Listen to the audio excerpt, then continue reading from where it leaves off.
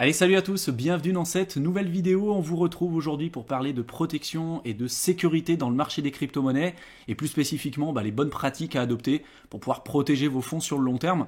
Donc toi, Mickaël, si tu devais donner déjà une première démarche aux personnes qui se lancent sur le marché des cryptos, qu'est-ce que tu dirais déjà pour commencer à protéger pour le mieux leur crypto-monnaie sur le long terme? La première préconisation que je donne, et en général je la donne vraiment à tout le monde, c'est de ne pas laisser ces crypto-monnaies sur les plateformes d'échange. De les mettre dans un portefeuille physique qui est aujourd'hui la meilleure solution en termes de sécurité.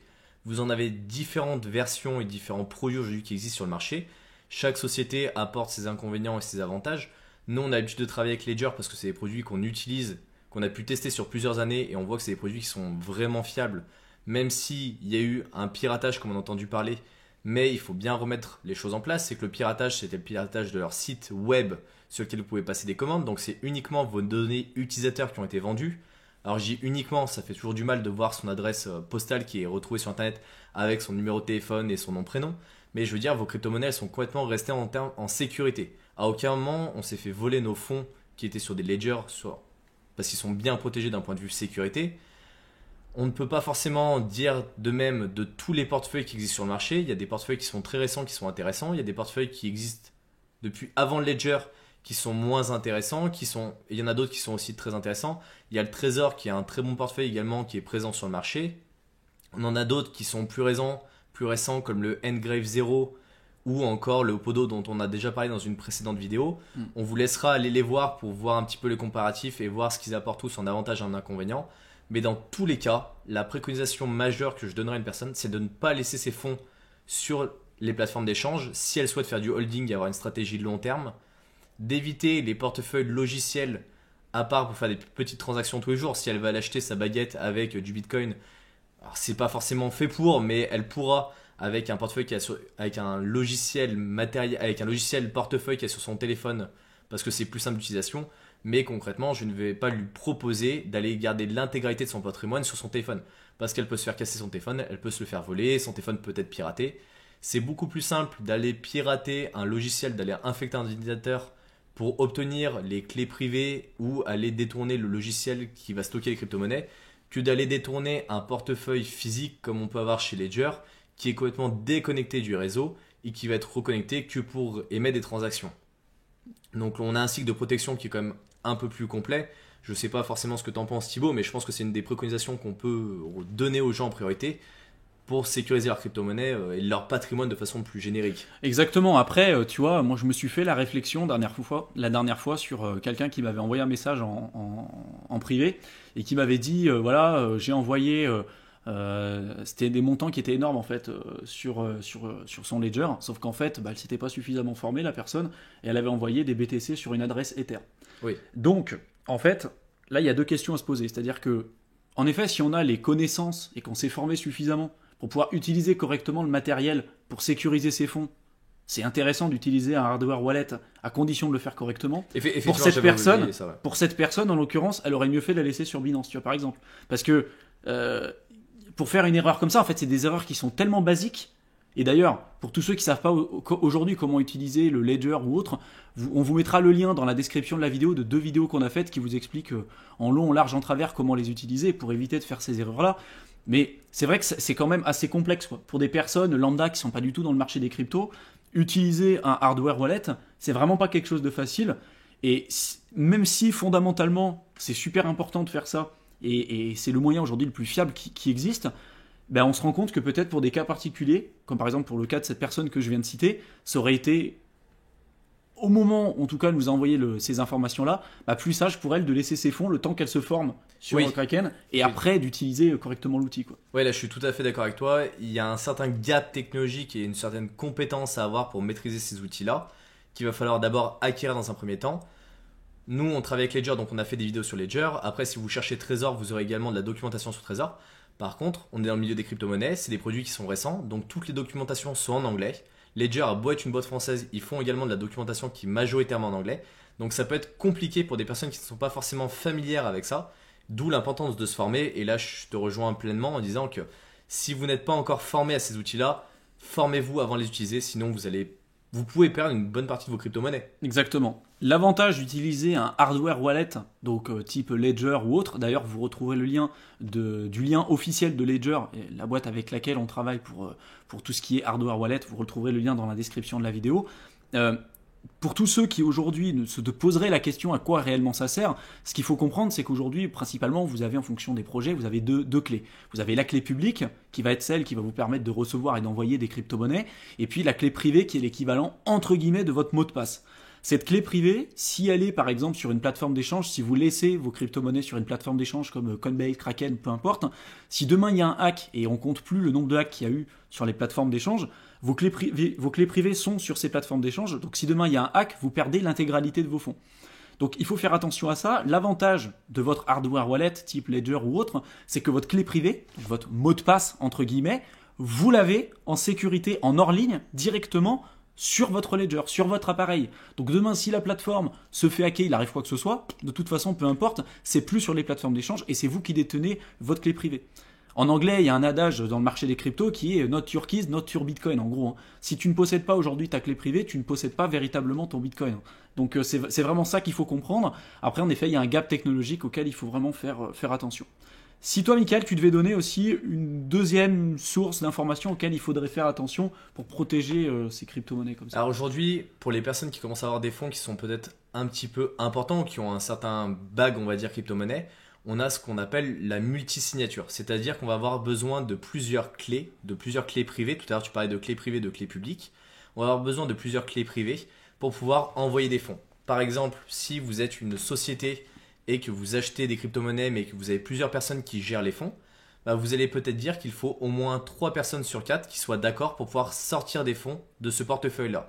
C'est-à-dire que n'importe qui pourra aller déposer des fonds dans ce coffre-fort, mais que sans 3 des 4 personnes, donc sans 3 des 4 clés, vous ne pourrez pas sortir de crypto-monnaies. Alors c'est une technologie qui est, on va dire, assez récente vis-à-vis du marché des crypto-monnaies.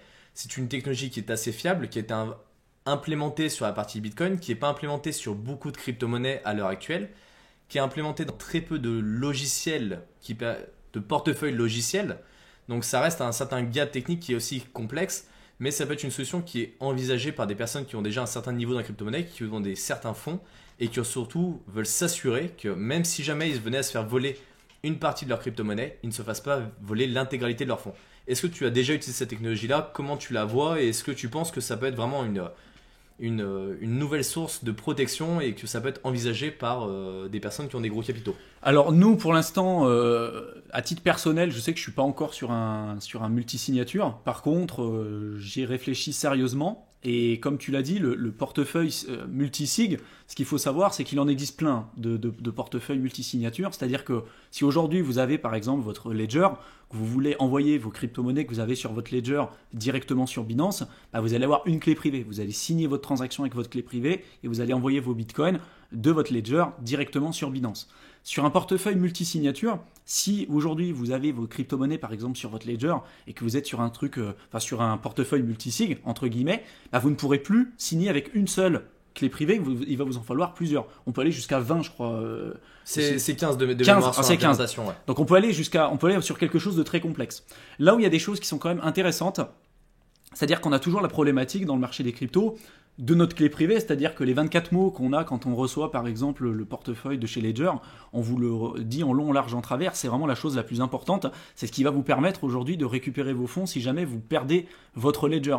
Si demain votre Ledger il est cassé, si demain il arrive quoi que ce soit, avec cette liste de 24 mots, que vous avez bien sécurisé, que vous avez bien protégé et que vous gardez bien en sécurité, bah vous serez capable de récupérer vos fonds. Si demain vous les perdez, vous perdez tout. L'avantage du multisig, c'est que vous pouvez aujourd'hui, par exemple, faire en sorte de créer, on va dire, 2 portefeuilles qui vous appartiennent, donc 2 clés privées qui vous appartiennent à vous. Une, par exemple, que vous allez stocker à un endroit chez vous et puis un autre à un autre endroit, ce qui fait que si demain il y a quelqu'un qui vient chez vous, qui essaye de vous braquer pour faire quoi que ce soit, bah de toute façon, même avec la clé privée que vous allez avoir chez vous, il ne pourra pas transférer les fonds parce que peut-être que si vous avez, je sais pas moi, une maison au bord de mer où vous avez stocké votre autre clé privée que vous avez besoin pour signer la transaction, bah vous allez devoir être présent à 2 endroits différents où aller vous déplacer, ce qui fait quand même pour déplacer les fonds c'est plus compliqué. Pour aller récupérer la deuxième partie qui vous permettra de signer la transaction. En fait. Exactement. Donc Après, ça peut être un moyen pour pouvoir se protéger. Et puis il y a toujours le côté, aujourd'hui, voilà, imaginons que ça soit ma clé privée avec ma liste de 24 mots. Si aujourd'hui je le perds, je peux perdre l'intégralité de mes fonds. Donc l'avantage aussi de splitter ça, c'est que j'évite au maximum les risques. Et il y a même la possibilité d'utiliser une contrepartie au niveau d'une entreprise qui pourrait avoir une autre clé privée, c'est-à-dire qu'une multisig avec 3 signatures, 2 qui nous appartiennent à nous, et une qui appartient à l'entreprise. Et que pour valider une transaction, il faut signer la transaction avec 2 des 3 clés privées. Ce qui fait que demain, moi, si je veux faire une transaction avec mon portefeuille multisignature tout seul, je suis capable de le faire.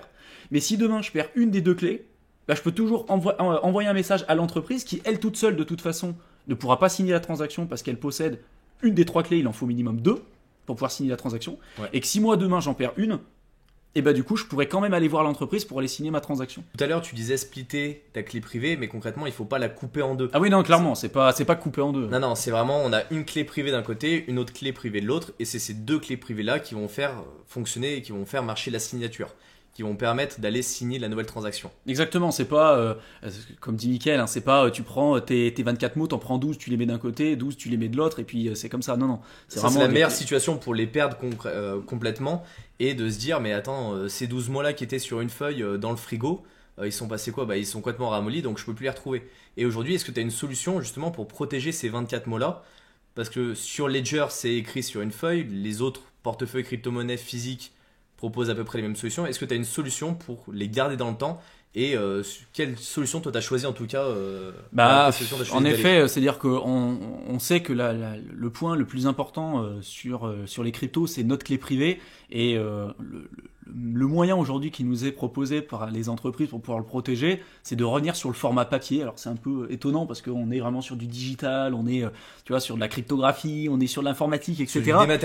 Dématérialisé au maximum, et on revient au papier, quoi. On revient au papier en se disant on va stocker la chose qui est la plus importante pour nous sur un bout de carton. Et donc nous en fait clairement ça ne nous correspondait pas. On s'est dit que le carton, en effet, si on a pour objectif de tenir nos crypto-monnaies sur le long terme, sur 10, 20, 30 ans, on ne sait pas combien de temps ça va durer, mais l'encre qui est utilisée dessus, ça peut s'abîmer. Le carton, demain il y a un incendie dans la maison, une inondation, un dégât des eaux, chez plein de personnes. On perd l'intégralité de nos fonds, donc d'où l'intérêt aussi de ne pas mettre tous ces œufs dans le même panier avec le côté multisignature qu'on a évoqué juste avant. Mais en plus de ça, nous, on utilise plutôt des plaques de métal, quoi. Il y a plein d'entreprises aujourd'hui qui se sont lancées là-dedans. C'est d'ailleurs un sujet qu'on parle vraiment beaucoup plus en détail dans notre programme qui s'appelle Security Mastery. On rentre vraiment dans tout l'aspect technique lié à la protection et la sécurité des crypto-monnaies sur le long terme. Mais en tout cas, nous, de notre côté, on utilise plutôt des plaques en titane. Des plaques en titane sur lesquelles, effectivement, on va les graver. Alors, soit vous avez la technique avec un marteau et un poinçon où vous allez taper dessus et ça va mettre des lettres au fur et à mesure. Soit vous avez des anneaux en métal que vous allez placer les uns à la suite des autres sur un grand pic. Nous, c'est vrai qu'on a plutôt choisi la technique du poinçon sur une plaque en métal parce que on trouve ça plus simple en termes de gestion et ça nous permet d'en avoir plusieurs qu'on va pouvoir stocker à différents endroits. L'avantage du titane, c'est que ça n'évolue pas dans le temps, ou du moins beaucoup moins que du papier qui tomberait dans l'eau ou qui se mettrait à brûler. Et on est beaucoup plus serein, en tout cas en utilisant ces technologies-là. Alors, ça a un certain coût, il faut être honnête, c'est pas le prix d'une feuille de papier, parce qu'il y a une entreprise qui travaille derrière qui produit un produit de qualité, donc c'est un certain investissement, mais en tout cas c'est un choix qu'on a souhaité faire, parce qu'on souhaite garder nos crypto-monnaies sur plusieurs années, et qu'on ne souhaite pas les perdre, et qu'on n'avait pas forcément une totale confiance dans les bouts de papier, en se disant dans 3 ans, j'aurai toujours ce bout de papier-là qui sera intact, avec les mots qui seront bien écrits, que je pourrais facilement lire, que je pourrais facilement récupérer et que je pourrais facilement remettre sur un autre portefeuille physique en me disant je récupérerai l'intégralité de mes crypto-monnaies. Exactement. Après, moi, ce que je voulais rajouter aussi comme bonne pratique, parce que souvent on a des personnes qui veulent par exemple acheter du Ledger ou du Trésor, mais qui vont aller sur le Bon Coin ou ils vont aller sur Amazon pour aller acheter ce genre de produit parce que peut-être que tu peux en trouver des moins chers. Toi, tu dirais quoi à ces personnes qui se disent moi je vais acheter un Ledger par exemple sur Amazon ou... Alors sur Amazon ça peut être un petit peu particulier, mais je vais vraiment parler du Bon Coin parce que on en voit très régulièrement et surtout on voit des prix qui sont moins chers. Moi je vais aller plutôt sur la partie des gens qui sont attirés par payer le moins cher possible, et on s'aperçoit dans les annonces que certains Ledger ont déjà été ouverts, ont déjà été installés, les mots de sécurité ont déjà été récupérés. On a même vu des annonces où les 24 mots de sécurité avaient déjà été pré-imprimés sur une feuille et la personne n'avait plus qu'à les gratter soi-disant parce qu'elle n'avait jamais été découverte pour installer son Ledger. Partez bien du principe que si quelqu'un a eu accès au ledger avant que vous l'ayez pour l'installer, l'initialiser, partez du principe qu'il est complètement compromis. Il a pu modifier le logiciel, il a pu modifier le matériel, il a pu, s'il a les 24 mots de sécurité, concrètement, il va attendre que vous installiez toutes vos cryptos, que vous déposiez les fonds pour vous les vider. Et là, vous n'aurez personne vers qui vous retourner. Vous serez le seul responsable. Donc, c'est pas le type de matériel sur lequel il va falloir essayer d'aller gratter un petit peu d'argent pour l'acheter moins cher. Ça a un coût, mais ça fait partie également de la protection de ces crypto-monnaies-là. Et si vous êtes prêt à faire des bénéfices, vous êtes prêt à investir de l'argent pour les protéger. C'est complètement non logique d'aller être prêt à prendre des risques exponentiels pour avoir des rendements exponentiels sans être prêt à se dire les crypto-monnaies que je vais gagner ou les fonds que j'aurai gagnés, je vais pas les sécuriser, je vais les laisser.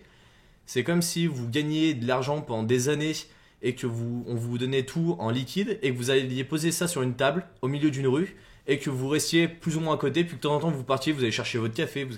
Bien sûr que les fonds ils vont partir, les gens les ont récupérés. C'est la même chose, quand vous achetez un portefeuille, achetez-le chez le fournisseur, sur la boutique officielle ou sur des revendeurs qui sont qualifiés.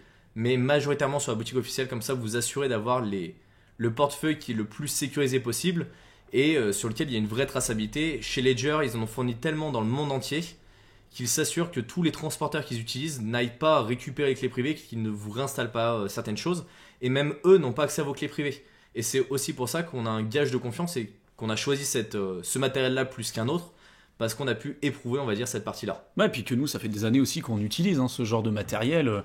Ça fait des années qu'on utilise ça.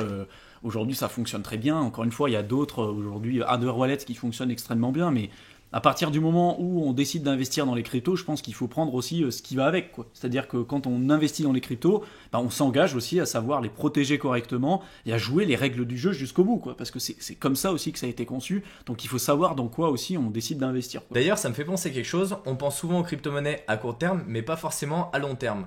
Est-ce que Thibaut, tu as la vision de la manière dont tu vas léguer tes crypto-monnaies ou potentiellement les donner si tu avais une problématique dans ta vie qui te rendait incapable de les gérer ou tout simplement que tu avais un accident grave qui te permettait de plus être capable de les traiter? C'est vrai que ça, c'est quelque chose auquel on n'est pas forcément confronté, ou du moins pas tout de suite, et on se dit que ça arrivera forcément qu'aux autres, etc. Et du coup, on se dit forcément, je vais pas m'en occuper tout de suite, quoi. Ce qui est le plus important quand j'investis dans les cryptos, c'est trouver la prochaine crypto-pépite, de gagner de l'argent. Mais malheureusement, quand il y a un accident qui arrive, et voilà, ça peut arriver, ça fait partie des aléas de la vie, souvent c'est trop tard, et c'est ces questions-là qu'on se pose, quoi. Si demain, il m'arrive un accident et que je suis plus capable de pouvoir expliquer peut-être comment récupérer les cryptos ou de pouvoir léguer ces crypto-monnaies-là à ma famille, c'est vrai que ça peut être compliqué, quoi. Et puis ces fonds, ils peuvent être perdus à tout jamais. Donc il faut réfléchir en amont à éventuellement qu'est-ce qu'on pourrait faire, quelles sont aujourd'hui les dispositions que je peux prendre, peut-être en termes de gestion de mots de passe, à qui je vais m'adresser. Parce que forcément, si on parle à des personnes qui ne connaissent absolument rien au marché des crypto-monnaies... Même à l'informatique en général. À l'informatique en général, exactement. C'est-à-dire que si demain, tu as des crypto-monnaies, même juste sur Binance, et que tu dois expliquer à ta grand-mère comment récupérer tes fonds si jamais il t'arrive quoi que ce soit, ça peut être extrêmement compliqué, quoi. Nous, on a essayé de le faire, de l'expliquer à plusieurs personnes, et c'est pour ça qu'on a mis en place aujourd'hui tout un dispositif où on explique vraiment ça un peu plus en détail dans Security Mastery, mais on essaie justement de préparer toutes ces problématiques-là liées au fait de léguer ces crypto-monnaies en cas de souci, et de pas donner non plus trop d'informations à des personnes qui ne sont pas forcément à 100% de confiance, parce que si tu donnes trop d'informations, encore une fois, il y a la problématique liée où ils peuvent te soutirer tes fonds, mais en donner suffisamment pour qu'ils puissent être en mesure de retrouver l'ensemble du puzzle pour récupérer tes fonds. Alors pour moi, c'est une crainte que beaucoup de personnes peuvent avoir, mais comme dans tout type de pouvoir, il faut séparer le pouvoir entre plusieurs personnes. La personne à qui tu vas donner tes mots de passe, c'est pas la personne qui va avoir accès à tes fonds, c'est pas forcément la même personne qui va avoir accès à tes 24 mots. La pire chose que vous puissiez faire, c'est leur faire une espèce de chasse au trésor en se disant ils arriveront bien à trouver. Pensez bien qu'ils sont dans un état émotionnel qui sera terrible en fait à ce moment-là. Quand vous perdez un proche, c'est vraiment très dur. Donc ne leur complexifiez pas non plus la vie. Il faut que vous ayez une procédure qui soit bien définie. Vous avez aujourd'hui la possibilité de le faire d'un point de vue juridique viable sans passer par un avocat. Donc il y a des techniques pour le faire avec une vraie procédure qui est légale en France pour distribuer vos crypto-monnaies, allouer un certain montant. Vous n'avez pas le droit d'allouer 100%. Vous n'avez pas le droit de déshériter également vos hérités réservataires. Alors ça, c'est des éléments spécifiques dans lesquels on rentre en détail effectivement dans la formation. Et dans la façon plus générique, à partir du moment où vous allez cadrer déjà, vous, ça vous permet de savoir où vous avez vos crypto-monnaies, comment elles sont allouées et pourquoi vous souhaitez les garder et sur combien de temps vous souhaitez les garder. Donc ça vous permettra de faire votre premier tri, on va dire, des crypto-monnaies et surtout d'avoir vraiment en tête votre portefeuille crypto-monnaie. Aujourd'hui, vous avez peut-être de la crypto-monnaie sur 10 ou 15 plateformes. Vous allez potentiellement penser qu'il serait temps de regrouper sur une ou deux plateformes et de regrouper peut-être sur un ou deux coins qui vous semblent beaucoup plus prometteurs que les 25 coins qui doivent traîner au fond de votre portefeuille. Et c'est également des éléments qui sera à transmettre aux personnes qui devront récupérer vos fonds, ou du moins en partie vos fonds. Il faut leur transmettre des procédures, il faut leur expliquer comment ça fonctionne, à quoi ça sert, et ne pas leur imposer vos volontés. Si ces personnes-là ont envie de les garder pour en faire ce qu'elles veulent, elles les garderont. Si les personnes ont envie de les vendre, elles les vendront. Mais ce ne sera pas à vous de choisir ce qu'elles doivent en faire, parce que ce seront elles qui seront les héritiers, on va dire, de vos crypto-monnaies et de vos fonds. Exactement. Donc je pense que là, on a quand même évoqué les points principaux qu'il faut vraiment que vous ayez en tête pour pouvoir protéger et sécuriser vos crypto-monnaies sur le long terme. Comme d'habitude, pour tous ceux qui veulent se lancer dans le marché des cryptos mais qui ne savent pas par où commencer, vous retrouverez dans la description de la vidéo le lien vers notre guide totalement offert qui vous expliquera comment faire étape par étape. Et puis sur ce, on vous souhaite une excellente fin de soirée et on vous retrouve dans une prochaine vidéo. Salut! Salut à tous!